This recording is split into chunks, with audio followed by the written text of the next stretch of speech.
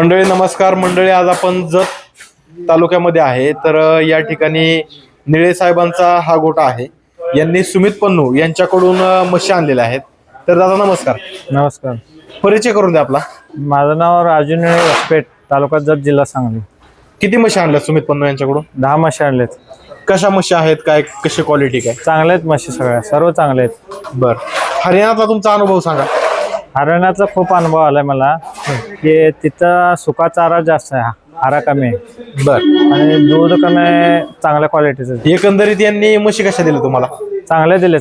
किती लिटर पासून किती लिटरच्या म्हशी आहेत? तरी 7 लिटर पर्यंत आहेत, 7-8. बरं, एका टायमिंगच्या. सुमित भाई नमस्ते. नमस्कार सर, परिचय करा के अपना. मेरा नाम सुमित पांडे, मैं अपना डेयरी फार्म जींद हरियाणा में है. अपने पास से इधर 10 भैंस और एक रेडा आया है. अभी आए हुए भैंसों को लगभग 20 दिवस हो चुके हैं. भैंसें सारी सेट हो चुकी है. बाकी अपना व्यवहार और भैंस कैसी भी आपके सामने ही बता देंगे.